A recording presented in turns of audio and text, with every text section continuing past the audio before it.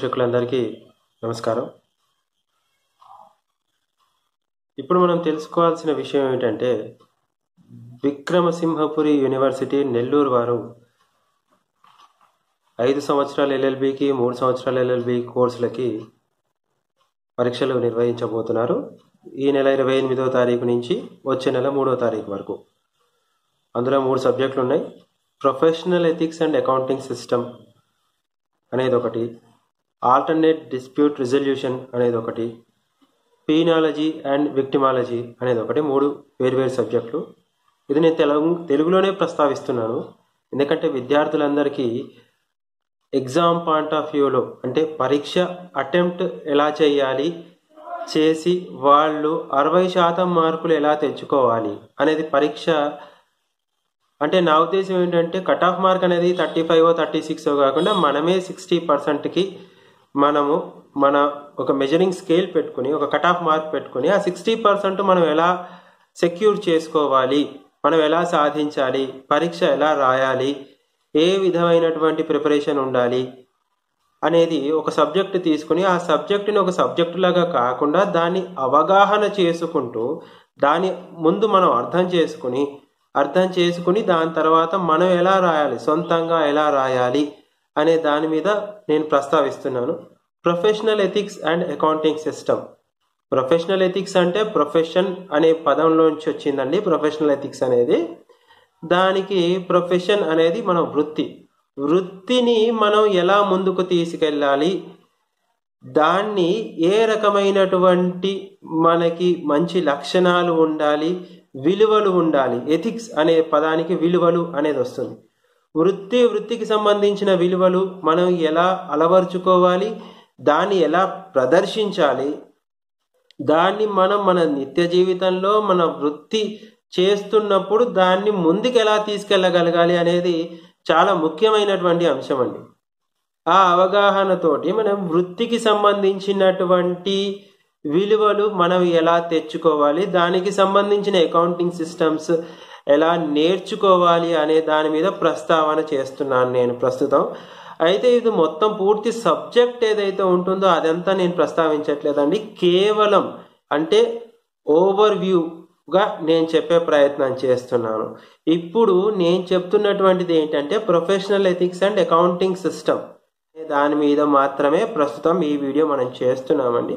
ఇది తప్పకుండా ఉపయోగపడుతుంది మీకు. మొత్తం పూర్తి వీడియో చూడండి. వీడియో చూస్తే ఒక్కొక్క సబ్జెక్ట్ వైజ్గా అంటే ఒక చాప్టర్ వైజ్గా, ఒక టాపిక్ వైజ్గా అవగాహన కల్పించే విధంగా వీటన్నిటి గురించి ప్రస్తావించడానికి ఈ వీడియో చేస్తున్నామండి. మొదటగా ప్రొఫెషనల్ ఎథిక్స్ అండ్ అకౌంటింగ్ సిస్టంలో ఫస్ట్ పార్ట్ని నేను మీకు పరిచయం చేస్తాను.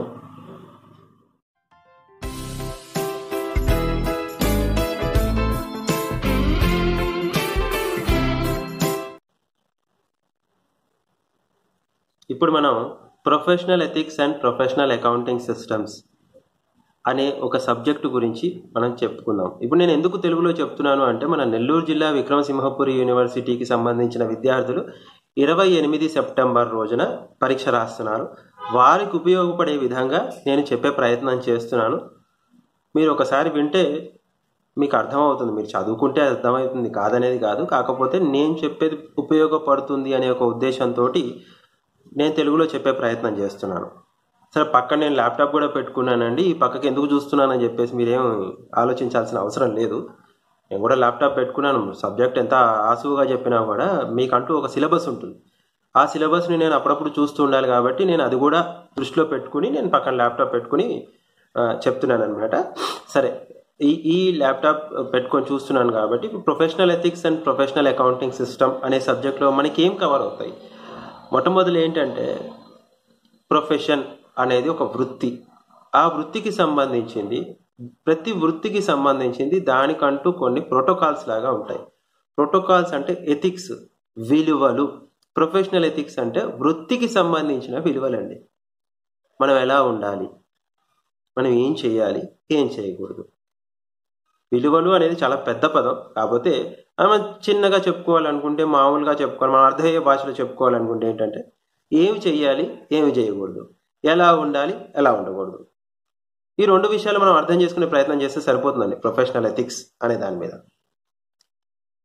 మన లీగల్ ప్రొఫెషన్ని అంటే న్యాయవాద వృత్తిని మనం ఎలా ముందుకు తీసుకెళ్తున్నాం మన దేశంలో అనేది ఒక పాయింట్ ఉంటుందండి.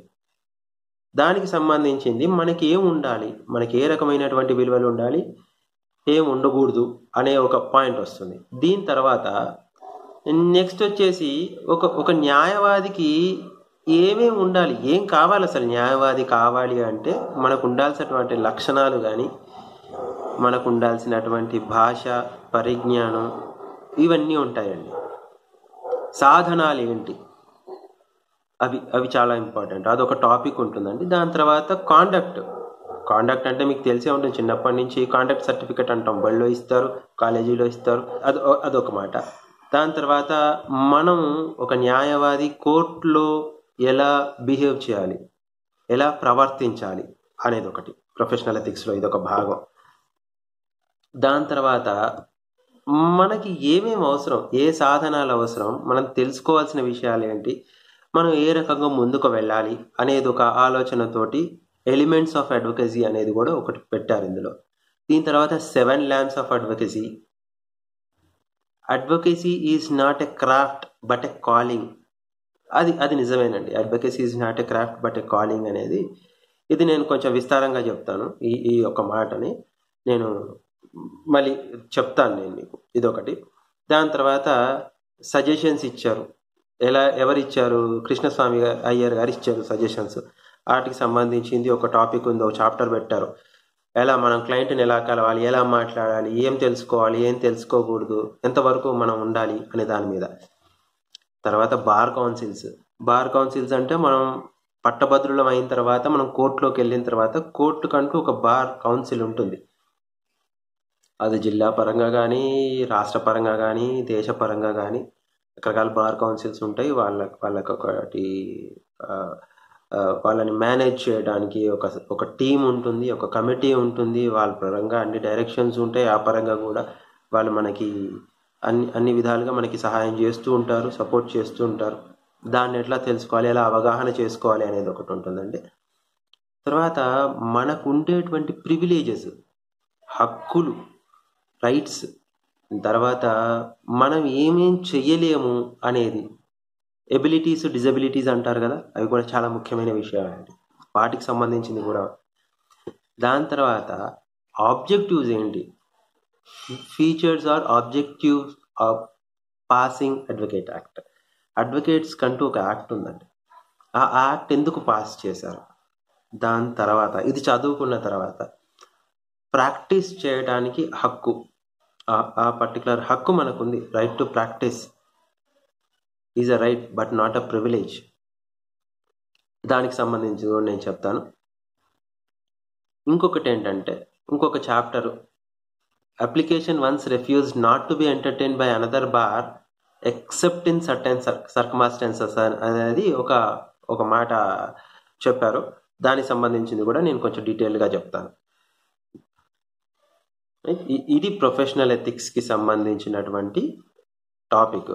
ఇప్పుడు మనం వివరాల్లోకి వెళ్తే, అంటే డీటెయిలింగ్లోకి వెళ్తే, నేను ఇప్పుడు ఒక్కొక్క టాపిక్ వైజ్గా నేను ఎక్స్ప్లెయిన్ చేస్తూ వస్తాను.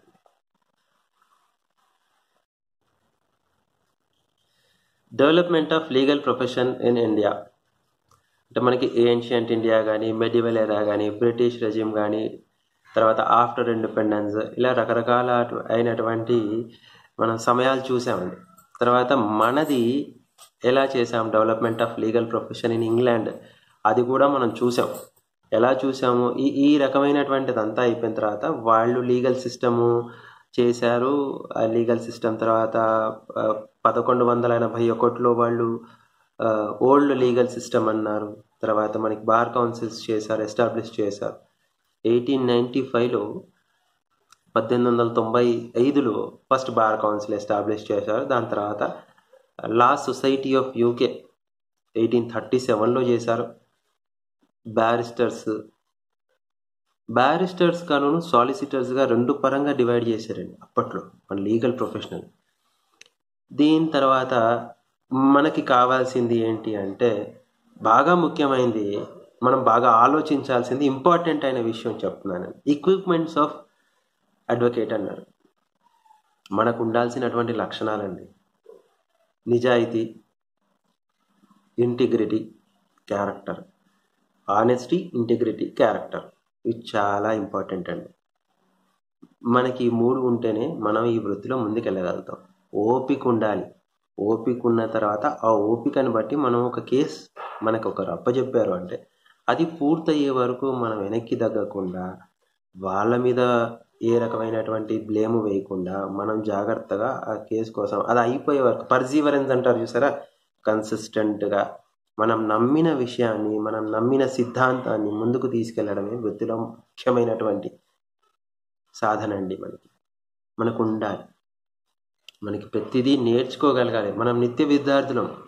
ఎన్నో కేసెస్ ఉన్నాయి, సుప్రీంకోర్టు ఉన్నాయి, ప్రతి రాష్ట్రానికి సంబంధించిన కేసులు ఉన్నాయి. ఈరోజు మనకు వచ్చే ఏదైనా ఒక కేసు ఏదైతే ఉంటుందో అది గతంలో ఏదో ఒక రాష్ట్రంలో, ఏదో ఒక హైకోర్టులో, ఎక్కడో ఒక దగ్గర అది దానికి జడ్జిమెంట్ ఇచ్చే ఉంటారండి. ఆ జడ్జిమెంట్ ఇచ్చినది ఏదైతే ఉంటుందో దాది కూడా మనం వెతుక్కుని చదువుకోగలిగేటువంటి ఓపిక ఉండాలని. ఇదే కాకుండా మనకి చుట్టూ జరిగేటువంటిది ఏదైతే ఉంటుందో జనరల్ ఎడ్యుకేషన్ అనేది ఉంటుంది, జనరల్ నాలెడ్జ్ అనేది చాలా అవసరం అండి ఇక్కడ.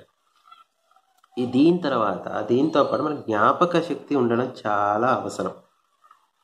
అంటే మనకి అసలు ఈ రోజున మనం విద్యార్థులను చాలా అదృష్టవంతులండి. ఎందుకంటే గతంలో ఈ సాధనాలు లేవు. ఈ స్మార్ట్ ఫోన్స్ కానీ, ల్యాప్టాప్స్ కానీ, కంప్యూటర్లు కానీ, ఎలక్ట్రానిక్ టైప్ రైటర్స్ కానీ ఇవన్నీ లేవండి. ఒకప్పుడు ఎలా ఉండేదంటే పుస్తకం పట్టుకుని, వెతుక్కుని, చదువుకుని, కాగితం మీద రాసుకొని, టైప్ మిషన్, గోద్రేజ్, ఫ్యాసెట్ అలాంటి టైప్ మిషన్స్లలో ఒకసారి టైప్ చేసుకుని, మళ్ళీ తప్పులుంటే మళ్ళీ టైప్ చేసుకుని అలా చేసుకునే వాళ్ళ పరిస్థితి అన్న. ఈ మెమరీ అనేది అక్కడి నుంచి వచ్చిందండి. ఇప్పుడు పరిస్థితి ఏంటంటే మన స్మార్ట్ ఫోన్లో, గూగుల్లో సెర్చ్ చేసేస్తే ప్రతిదీ మనకి హ్యాండీగా దొరికిపోతుంది. అంటే ఒక చిన్న మాట ఇప్పుడు ఇక్కడ యాడ్ చేయాల్సిన అవసరం ఉంది ఎంతైనా. ఈ రోజున ప్రతిదీ మనం జ్ఞాపకం పెట్టుకోకపోయినా కూడా కనీసం మనం ఈ సాధనాలను వాడుకుని మన వృత్తిలో ముందుకెళ్ళగలిగేటువంటి అవకాశం మనకు కల్పించారు. గూగుల్ సెర్చ్ ఇంజన్లో కానీ ఏ సెర్చ్ ఇంజన్లో అయినా మీకు కావాల్సిన కీస్, అసలు మీకు ఏం కావాలనుకుంటున్నారో దాన్ని వెతుక్కోనే ప్రయత్నం చేస్తే, ఆ వెతుక్కోవడం అనేది వస్తే ఆటోమేటిక్గా మీకు వందల వెబ్సైట్లు ఉన్నాయండి. వందల వెబ్సైట్లలో వందల కేస్ లాస్ ఉన్నాయి. ఏదైనా చదువుకోవచ్చు, ఏదైనా చేసుకోవచ్చు. అంటే మనం నేర్చుకోవడానికి గొప్ప అవకాశం ఉంది, ఒక ట్రాన్స్పరెన్సీ ఉంది. ఎవ్రీథింగ్ ఈజ్ ఎ క్లిక్ అవే అని ఊరికే చెప్పారా? అది మన వృత్తికే కాదండి, ప్రతి వృత్తికి ఇది అప్లికబుల్. ఆ రకంగా ఉంది. తర్వాత ఏంటి, నేను గతంలో చెప్పినట్టు ఇందాక చెప్పాను కదా, లా రిపోర్ట్స్ చదవగలగాలి. మనకు మేనర్స్ ఉండాలండి. కోర్టులో, మన కోర్టు హాల్లో జడ్జి గారితో మనం ఎట్లా ప్రవర్తించాలి, ఎట్లా మాట్లాడాలి, మన సీనియర్స్ తోటి ఎట్లా మాట్లాడాలి, మన కోర్టు హాల్లో ఏ రకంగా ఉండాలి అంటే మొబైల్స్ వాడడం దగ్గర నుంచి, నిలబడడం దగ్గర నుంచి, కూర్చోవడం దగ్గర నుంచి, మన ప్రతి పోస్చరు మనం ఒక్కరం 10 మంది ఉంటే మిగతా 18 కళ్ళు మనల్ని గమనిస్తూ ఉంటాయి. అలాగే మనం ఇంకో 9 మందిని గమనిస్తూ ఉంటాం. అలా అనమాట. అందరూ అన్ని గమనిస్తూ ఉంటారండి. మనం ఇంకొకటి ఏంటంటే మన ఏదైతే మన విలువలని మనం కాపాడుకోవాలి. ఇంకొకటి లీగల్ ఫ్రేజాలజీ అని చెప్పేసి అంటారండి. లీగల్ పదాలు తెలిసి ఉండడం గురించి. లీగల్ పదాలు తెలిసి ఉండడం గురించి అంటే అది చాలా అవసరం. నేను చెప్తున్నాను, మ్యాండేటరీ కాదు. ఇప్పుడు మనం ఉచ్చరించలేని శబ్దాన్ని మనం ఏం చేయగలుగుతామండి? మనకు అర్థమయ్యే భాషలో చెప్పుకోగలగాలి కదా, అంతే. అది లీగల్ ఫ్రేజియాలజీ అని చెప్పేసి మనం వాడుకోవచ్చు. దీంట్లో మన కాండక్ట్ గురించి వస్తుంది. కాండక్ట్ గురించి ఈ పర్టికులర్ టాపిక్ చాలా ఇంపార్టెంట్ అండి మనం పరీక్ష రాయడానికి. General conduct of an advocate and advocate conduct in court. దీంట్లో మనకి జనరల్ కాండక్ట్ అంటే మనం ఎలా నడుచుకోవాలి అనేదండి ఫస్ట్ ముఖ్యమైన విషయం. పబ్లిక్ ఇంట్రెస్ట్, మనం అందరి మధ్యలో కూర్చున్నప్పుడు మనం ఎలాగా ప్రవర్తించాలి అనేది చాలా ఇంపార్టెంట్. రెండోది ఏంటంటే ప్రాథమిక హక్కులు, బాధ్యతలు అనేది మనకి మన రాజ్యాంగం ఇచ్చింది కదా, వాటిని మనం జాగ్రత్తగా వాటికి మనం ఇబ్బంది కలగకుండా, పక్క వాళ్ళకి మనం ఇబ్బంది పెట్టకుండా, వాళ్ళకి కలగకుండా మనం ఎలా ముందుకు వెళ్ళాలి అనేది ఒకటి. మన గౌరవం మనం కాపాడుకోవాలి, మన డిగ్నిటీ అంటారు చూసారా, మన గౌరవం అది కాపాడుకోవాలి. స్నేహపూరితమైనటువంటి వాతావరణంలో తోటి న్యాయవాదులతోటి సరిగ్గా మనం ప్రవర్తించాలి. దాని తర్వాత ప్రతిదీ కూడా ఫేర్గా ఉండాలి. Fair dealings with clients, spirit of brotherhood అని చెప్పారండి. ఫేర్ డీలింగ్స్ అంటే మనని నమ్ముకుని వచ్చిన ఒక క్లయింట్ని మనము మోసం చేయకుండా వారికి ఏం కావాలో ఆ గ్రౌండ్స్ మీద పనిచేయాలండి. అంటే వాళ్ళు చెప్పిన కేసు ఏదైతే ఉందో వాళ్ళ కంప్లైంట్ విని ఇది చేస్తే బాగుంటుంది అని చెప్పడం కాదండి. వాళ్ళకి ఏం కావాలనేది ముందు తెలుసుకోవాల్సిన బాధ్యత మనకు మొట్టమొదటి ఉంటుంది. వాళ్ళకి ఏం కావాలో తెలుసుకుని అది ఎంతవరకు పాసిబిలిటీ ఉంది, అది చేయగలుగుతామా లేదా, వాటిని డెలివరబుల్స్ అంటారు. అది చెప్పి ఆ తర్వాత మనం క్లయింట్ గురించి ఆ ఇంట్రెస్ట్ ఏదైతే ఉంటుందో దానితోటి డీల్ చేస్తే బాగుంటుంది. ఇది చాలా ముఖ్యమైనది. అయితే నెక్స్ట్ వచ్చేసి ఇంటిగ్రిటీ అంటారు. ఇంటిగ్రిటీ అనే పదం చాలా పెద్దదండి. అంటే మీకు ఒక రహస్యం తెలిసినప్పుడు దాని రహస్యాన్ని కాపాడగలగాలి. అంటే వేరే ఏదో కాదండి. ఈ క్లయింట్ గురించి ఇంకో క్లయింట్కి, ఇంకో క్లయింట్ గురించి ఈ క్లయింట్కి చెప్పకూడదు ఒకటి. రెండో విషయం ఏంటంటే మన క్లయింట్ ఎవరి మీదైతే మన కేసు పెట్టారో అవతల వాళ్ళ పార్టీ ఏదైతే ఉంటుందో ఆ పార్టీ తోటి కానీ ఆ అడ్వకేట్ తోటి కానీ మన విషయాలు షేర్ చేసుకోకూడదు. అంటే మనం ద్రోహం చేసినట్టే కదా మన వృత్తికి. మనం ద్రోహం చేయకూడదు మన వృత్తికి. మన క్లయింట్కి మనం ద్రోహం చేయకూడదు. మన రహస్యాలన్నీ అవతల వాళ్ళకి చెప్పేస్తే వాళ్ళు గెలవడానికి మనం ఆస్కారం ఇచ్చిన వాళ్ళం అవుతాం. వాళ్ళకి ఆస్కారం ఇచ్చిన వాళ్ళం అవడమే కాదండి, మనం వృత్తికి ద్రోహం చేసిన వాళ్ళం అవుతాం. అది చాలా ముఖ్యమైనది ఇంటిగ్రిటీ అంటే. మన స్వాతంత్రం అనేది చాలా ఇంపార్టెంట్. క్లయింట్లకు ఒక స్వాతంత్రం ఉంటుండాలి. ఒక న్యాయవాదిని ఇలా చెయ్యండి, ఇలా చేయకండి అని చెప్పేటువంటి స్వాతంత్రం ఉంటుంది. అది కూడా మనం పాజిటివ్గా రిసీవ్ చేసుకోవాలి. నువ్వెవరు చెప్పడానికి, నీకేం తెలుసు అనేది మనం క్లయింట్ని అనడానికి అవకాశం లేదు, అనకూడదు కూడా. ముందు వినగలగాలి. వినడం అంటే ఊరికే వినడం కాదండి. లిజనింగ్కి హియరింగ్కి చాలా తేడా ఉంది. వినడం అంటే ఆలకించడం, విని అర్థం చేసుకోవడం, ఆలకించడం, దాన్ని లిజనింగ్ అంటారు. హియరింగ్ ఏముంది, ఊరికే వినడం అంతే. మనకు అర్థం కాదు, వింటాం అంతే. మామూలుగా అప్పుడప్పుడు కొంతమంది క్లాసులలో కూర్చొని చేస్తున్న పని అదే, అందుకని చెప్తున్నా అన్నమాట. మన డ్యూటీ ఏంటి? క్లయింట్కి సంబంధించినటువంటి ఏదైతే ఇంట్రెస్ట్ ఉంటుందో, వాళ్ళకి కావాల్సినది ఏదైతే ఉంటుందో, వాళ్ళ న్యాయ పోరాటం ఏదైతే ఉంటుందో దాన్ని మనం కాపాడగలగాలి. Integrity, protection of interest of our client, ఈ రెండు పదాలు మనం ఇలాగే నేర్చుకుందాం. మరి తెలుగులోకి వెళ్తే కొన్ని పదాలు దొరకడం కూడా కష్టమే నాకు. ఇంకొకటి ఏంటి, మనకంటూ ఒక స్టాండర్డ్ ఉండాలండి. మనం ఏం చేస్తున్నాం, ఏం చెయ్యట్లేదు, మన క్లయింట్ దగ్గర ఒక రకంగా చూపించుకుని బయట ఒక రకంగా ప్రవర్తించి, కోర్టులో ఒక రకంగా ప్రవర్తించి, ఇన్ని రకాలుగా ఉండకూడదు. మనకంటూ ఒక స్టాండర్డ్ ఉండాలి. ఆ స్టాండర్డ్ ఆఫ్ వర్కింగ్ ఉండాలి, మనకు ఒక స్టైల్ ఉండాలి. అది చాలా ఇంపార్టెంట్. మన బాధ్యత ఏదైతే ఉంటుందో ఆ బాధ్యత క్లయింట్కి సంబంధించిన న్యాయ పోరాటంలో సరిగ్గా నిర్వర్తించాలి. ఇది వచ్చేసి కాండక్ట్కి సంబంధించింది. ఎలిమెంట్స్ ఏముంటాయి అడ్వకేసీలో, న్యాయవాద వృత్తిలో ఎలిమెంట్స్ ఏముంటాయండి?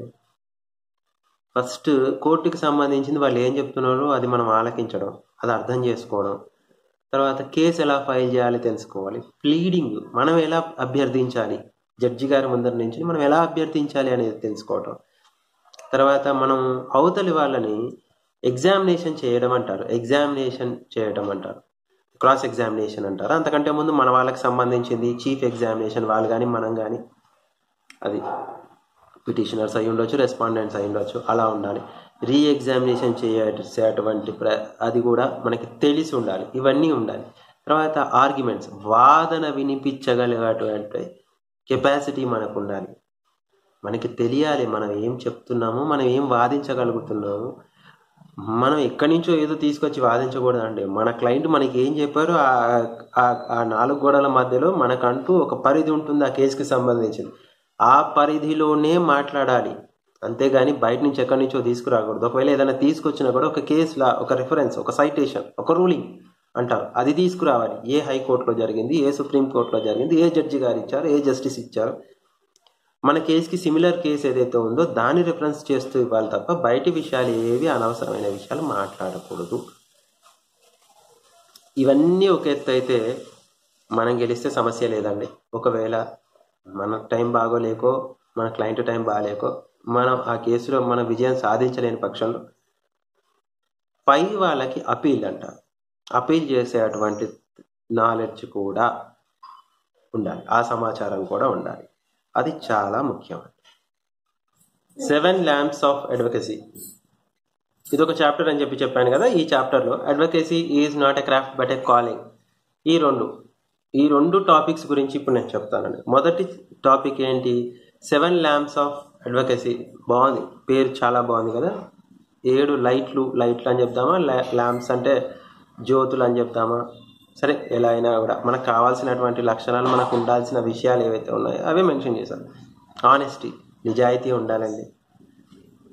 అడ్వకసీ మామూలు విషయం కాదండి, చాలా ధైర్యంతో కూడుకున్నది. మొట్టమొదలు నిజాయితీ ఉండాలి, రెండోది ధైర్యం ఉండాలి, పరిశ్రమ ఉండాలి, కష్టపడే తత్వం చాలా అవసరం. తర్వాత మన ఆలోచన విధానం, మన తెలివితేటలు వైజ్గా ఆలోచించగలగాలండి.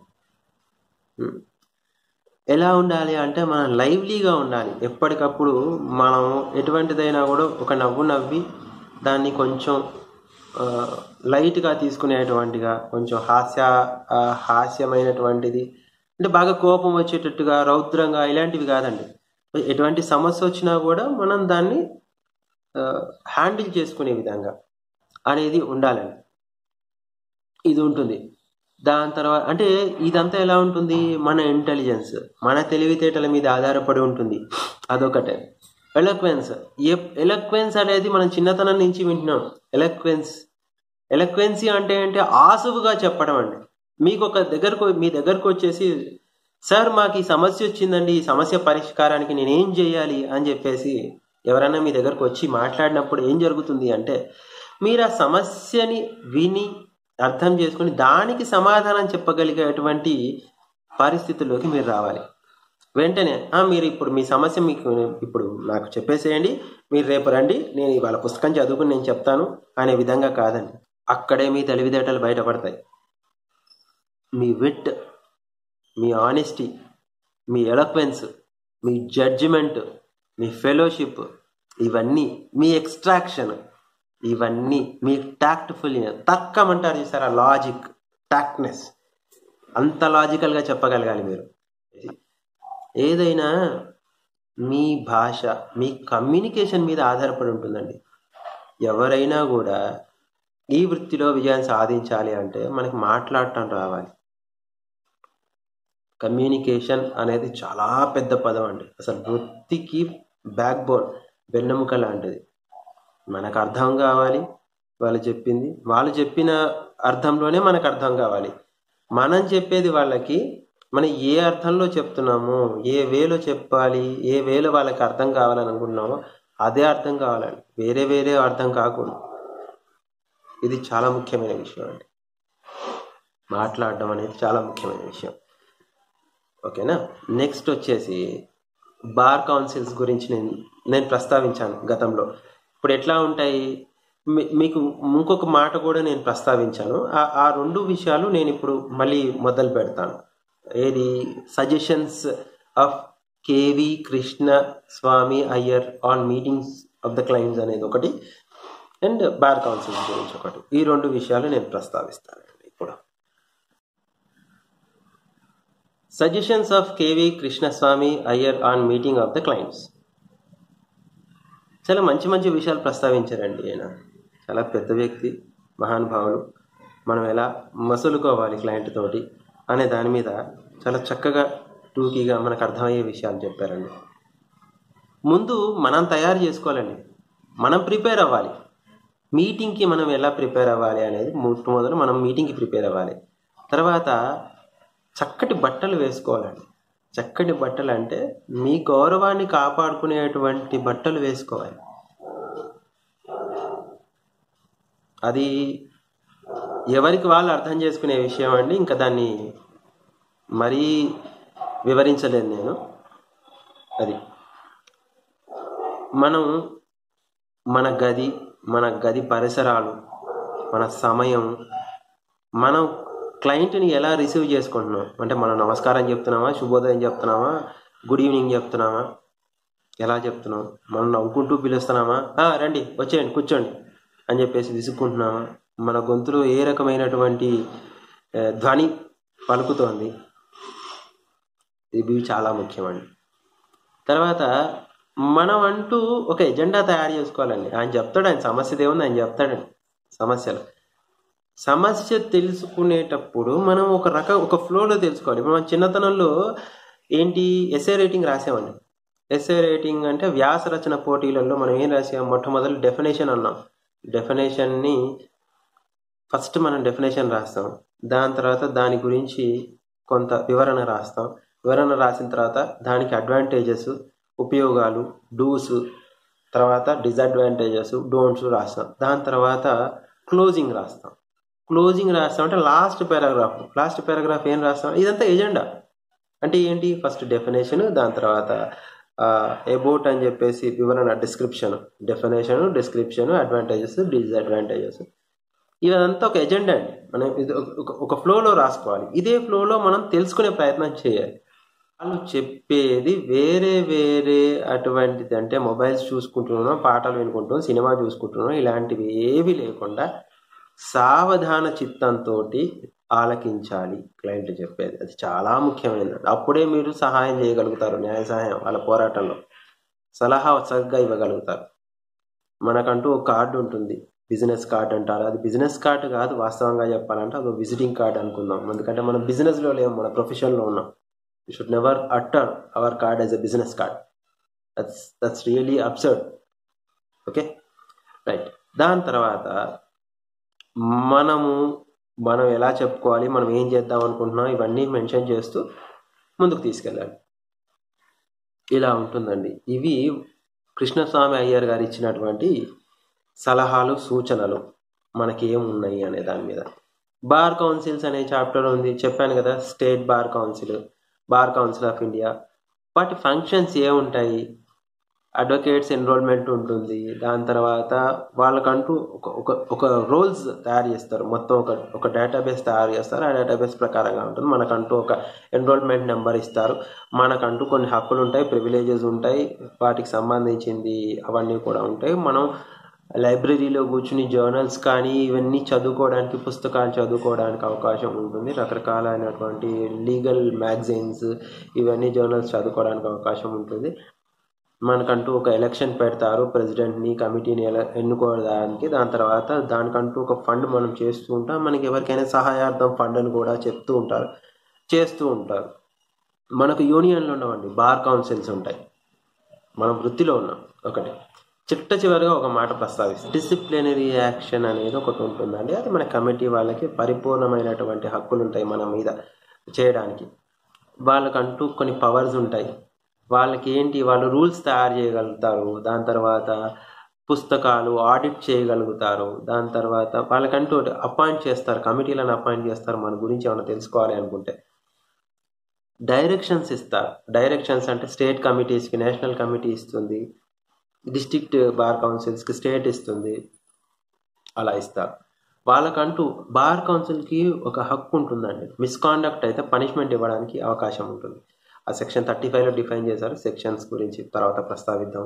ప్రస్తుతం మనము పరీక్ష వ్యూలో ఆలోచించేటువంటి ప్రయత్నం చేస్తున్నాం. మనం ఎట్లా పరీక్ష రాయాలి, 60% ఎలా తెచ్చుకోవాలి, ఇంతకు మించి ప్రత్యేకంగా నేను ఇంకా ప్రస్తావించట్లేదు మీకు. ఇవి దీని తర్వాత వచ్చేసండి మనకి privileges, rights, available and disabilities of the advocate అనేది ఒకటి మనం నెక్స్ట్ టాపిక్. అది ఇప్పుడు privilege to claim audience. Section 14 discuss చేసిందండి. మనం ఒక అడ్వకేట్గా మనం ఒక హైకోర్టులో, ఒక సుప్రీంకోర్టులో, ఏదైనా ట్రిబ్యునల్లో throughout the territory of India, section 30 says an advocate shall practice it throughout the territory of India.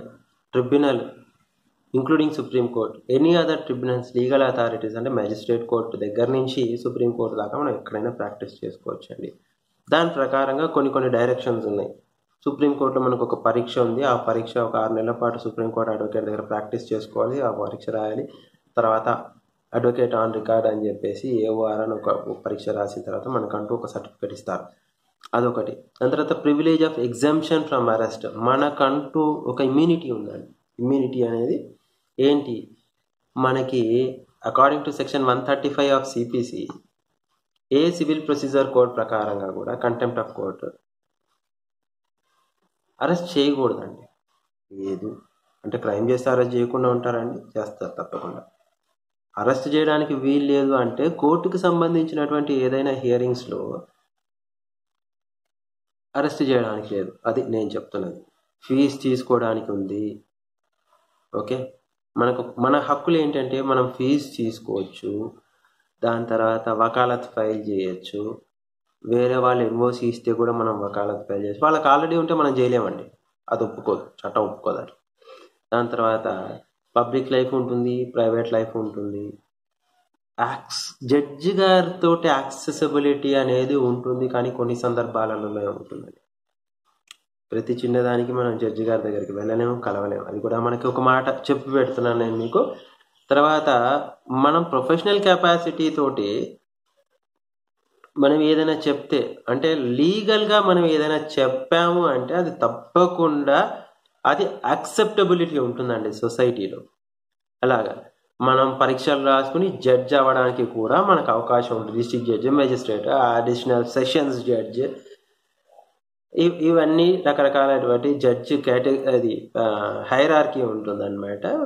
Magistrate, municipal magistrate దగ్గర నుంచి సెషన్స్ జడ్జి నుంచి క్రిమినల్కి వేరుగా, సివిల్కి వేరుగా ఉంటుంది. సుప్రీంకోర్టు జడ్జి వరకు రకరకాలైనటువంటి స్థాయిలు ఉంటాయి. ఆ స్థాయి ప్రకారంగా మనం చేసుకుంటూ ఉండాలి. మనని మనం అడ్వర్టైజ్మెంట్ చేసుకోవడానికి వీల్లేదండి. ఇది ముఖ్యమైనటువంటి డిజబిలిటీ. మనం చేసుకోలేం, మనం అడ్వర్టైజ్మెంట్ చేసుకోలేం. తర్వాత ఎక్కడ ఉద్యోగం చేయలేమండి. యాక్టివ్ ప్రాక్టీస్లో ఉంటే ఎక్కడ ఉద్యోగం చేయలేము. వాలంటరీగా మీరు ఏమన్నా టీచింగ్ చేసుకోవచ్చు, వాలంటరీగా మీరు ఏమన్నా ఎక్స్టెన్షన్ లెక్చర్స్ ఇవ్వడానికి అవకాశం ఉంటుంది, కానీ ఎక్కడ ఉద్యోగం చేయలేము, శాలరీ తీసుకోలేము.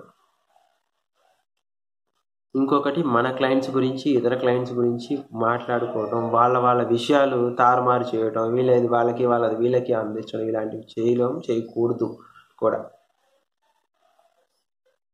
ఇంకొకటి ఏంటంటే, ట్రాన్స్ఫర్ ఆఫ్ ప్రాపర్టీ యాక్ట్లో మనంతటా మనం ఇన్వాల్వ్ అయిపోయి మనం కొనుక్కోవడం కానీ, మన పేరు మీద రాసుకోవడం కానీ, మనం ఎక్కడన్నా కుదవబెట్టడం కానీ ఇలాంటి పనులు చేయకూడదు. అది క్రైమ్ కిందికి పరిగణిస్తుంది.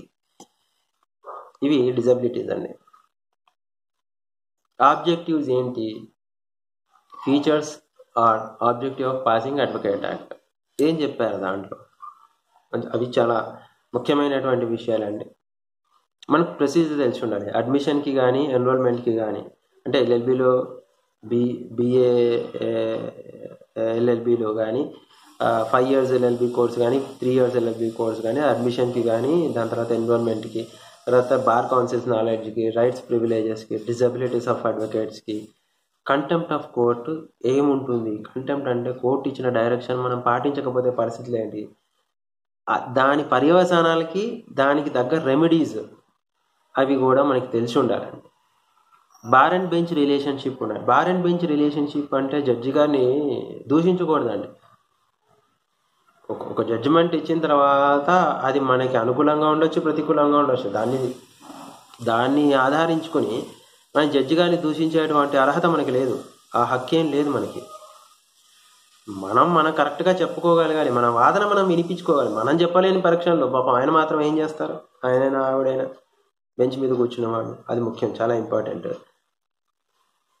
అకౌంట్స్ ఎలా ఉంటుంది ఏంటి అనే దాని మీద కూడా నాలెడ్జ్ ఉండాలి. అకౌంటింగ్ ప్రాసెస్ ఎలా ఉంటుంది ఏంటి అనేది, మన డ్యూటీస్, మన బాధ్యతల గురించి నాలెడ్జ్ ఉంటుంది.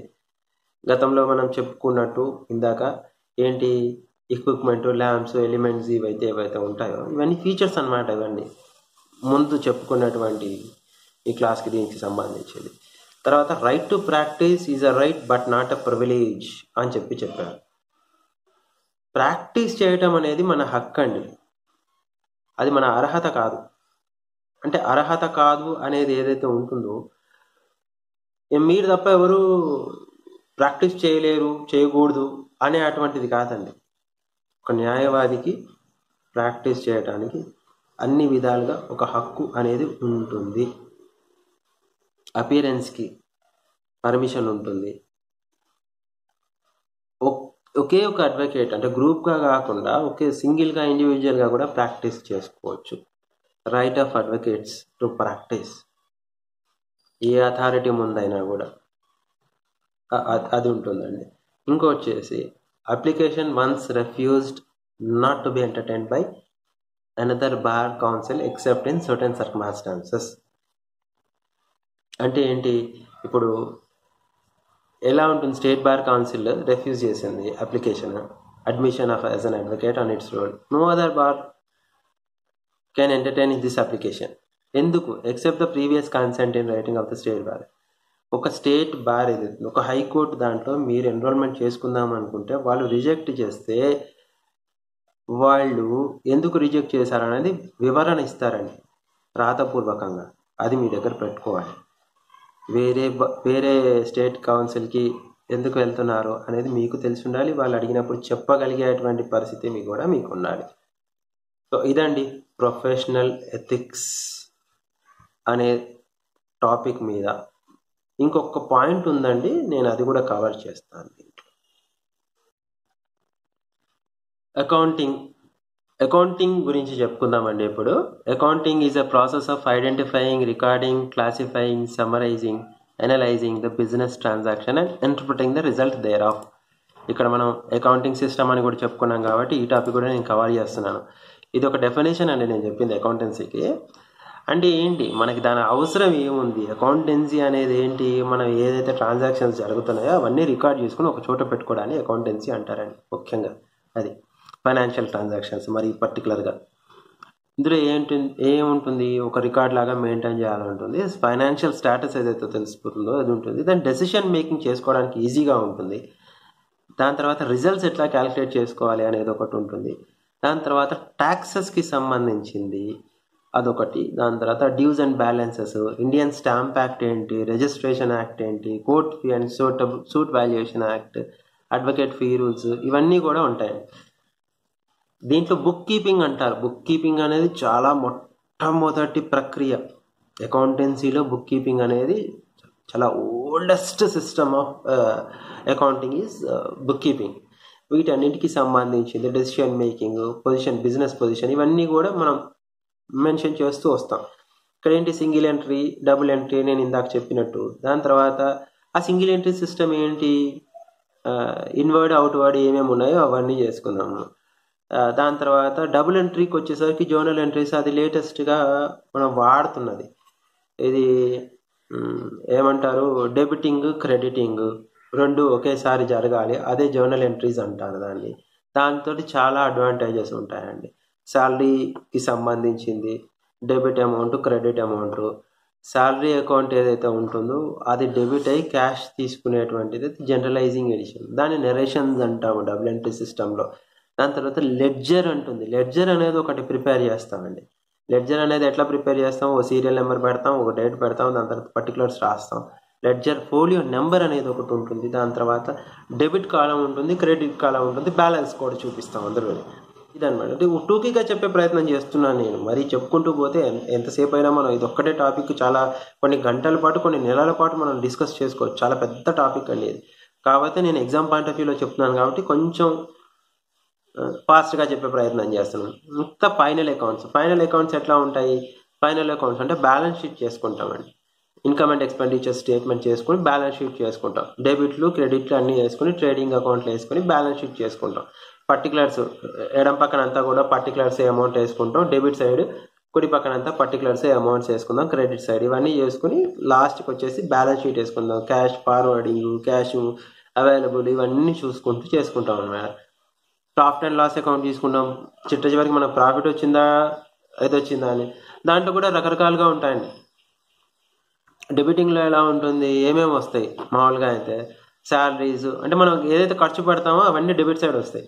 ట్రేడింగ్ అకౌంట్లో శాలరీస్ కానీ, రెంట్ కానీ, ట్యాక్సెస్ కానీ, స్టేషనరీస్ ఏవైతే ఖర్చు పెడుతున్నాం, postage, insurance, repairs, trading, office expenses, interest, bank charges, establishment, centre expenses, commission, discount, advertisement, carriage, ఇవన్నీ వస్తాయి డెబిట్ సైడ్.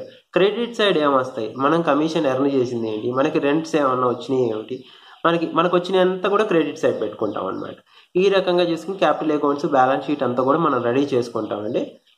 సన్రీ క్రెడిటార్స్ అనేది కూడా మనం మెన్షన్, బ్యాలెన్స్ షీట్లో sundry creditors, bills payable, bank OD, loans, mortgage, reserve fund, outstanding, ఇవన్నీ వస్తాయి లయబిలిటీస్లో. అసెట్స్లో ఏమొస్తాయి, cash in hand, cash at bank, bills receivable, sundry debtors, closing stock, furniture fittings, investments, loose tools, plant and machinery, land and buildings, business premises, horses and carts, అది కొన్నిటికి సంబంధం. అది prepaid expenses, patents, trade marks, goodwill, ఇదంతా కూడా వస్తుంది. ఇది accounting system, మనం నేర్చుకోవాల్సిన బేసిక్ అకౌంటింగ్ సిస్టమ్ అండి.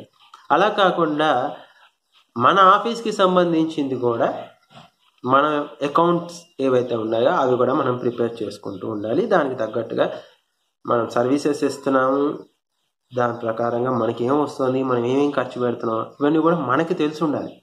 బేసిక్ అకౌంటింగ్ సిస్టమ్ మనకి నేర్పించడానికి వేరే ఏవో కారణాలు కాదండి. మనం కూడా సర్వీస్ ఇస్తున్నాం కాబట్టి ఇన్కమ్ ట్యాక్స్ కట్టాల్సిన అవసరం ఉంటుంది కాబట్టి మనకు అది కూడా ఒక బాధ్యత. కాబట్టి ఇవన్నీ ఆలోచించుకొని ఈ డీటెయిల్స్ అన్నీ కూడా మనకు తెలిసి ఉండాలి అనే ఒక విధంగా అకౌంటింగ్ సిస్టమ్ని కూడా పెట్టారండి. సో ఇక్కడతోటి మనము మొట్టమొదటి subject professional ethics and accounting system అనేది మనం పూర్తి చేసుకోగలిగాం. మీరు 60% పైన మీరు మార్కులు సాధిస్తారని ఆశిస్తున్నాను. All the best.